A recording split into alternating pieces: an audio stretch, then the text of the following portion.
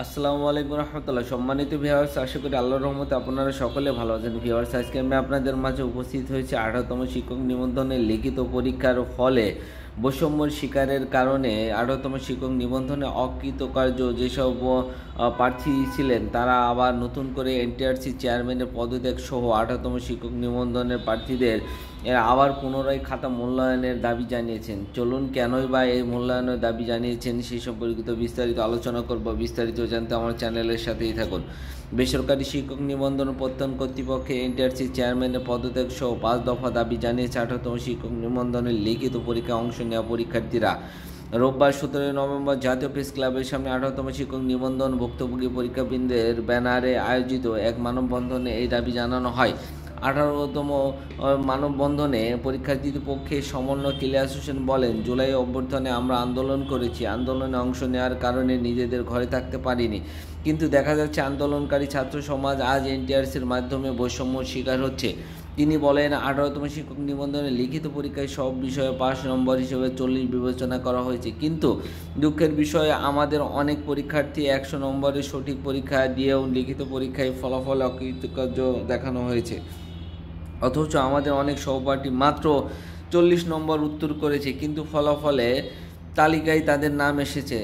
আমাদের লিখিত পরীক্ষার খাতাগুলো পুনরায় মূল্যায়নের ব্যবস্থা করতে হবে। এই সময় তারা তাদের 5 দফা দাবি তুলে ধরেন। তাদের দাবিগুলো হলো, নিম্নোক্ত রোল নাম্বারধারীদের লিখিত পরীক্ষার খাতা পুনরায় মূল্যায়নের ব্যবস্থা করা, 18তম শিক্ষক নিবন্ধনের ভাইবা চলমান অবস্থায় দ্রুত ফলাফল পুনঃ নিরীক্ষণ করা, এনটিআরসি চেয়ারম্যান মোহাম্মদ মফিজুর রহমান এবং যুগ্ম সচিব নূরে আলম সিদ্দিকের পদত্যাগ, পূর্ণাঙ্গ ফলাফল রোল নম্বর উল্লেখ সহ এনটিআরসির ওয়েবসাইটে প্রকাশ করা, খাতা অন্য কোনো খাতার সঙ্গে সংযুক্ত করে আমাদের অকৃতকার্য করা হয়েছে কিনা তা তদন্ত করা। তবে 18তম শিক্ষক নিবন্ধনের লিখিত পরীক্ষার ফলে 18তম যে সকল অকৃতকার্য প্রার্থী রয়েছেন তারা যেই বক্তব্য পেশ করছেন সেখানে তারা অনিয়মের কথা তুলে ধরেছেন। আর তাদের কথা মতে যারা 100 নম্বরের পরীক্ষা দিয়েছেন তারা অকৃতকার্য হয়েছেন, কিন্তু যারা 40 নম্বরের পরীক্ষা দিয়েও তারা কৃতকার্য হয়েছেন এটা তাদের মাথায় আসে না।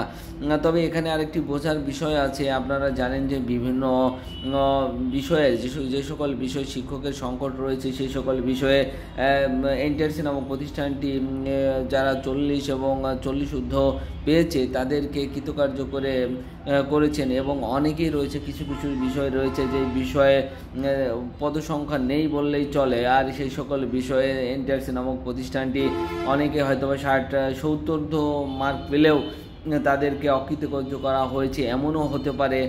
তবে এটা আসলে সঠিক নয়। যতক্ষণ পর্যন্ত তদন্ত সাপেক্ষে সঠিক ফলাফল না পাওয়া যাচ্ছে আপনার ততক্ষণ পর্যন্ত সঠিক কথা বলা যাচ্ছে না। সঠিকভাবে জানতে আমার চ্যানেলের সাথেই থাকুন। তবে ছোট্ট একটি রিকোয়েস্ট, যারা এখন আমার চ্যানেলটি সাবস্ক্রাইব করেন অতি দ্রুত চ্যানেলটি সাবস্ক্রাইব করুন এবং পাশে থাকা বেল আইকনটি বাজিয়ে দিন। সকলকে সাথে থাকার জন্য ধন্যবাদ। আসসালামু আলাইকুম রহমতুল্লাহি ওয়া বারাকাতুহু।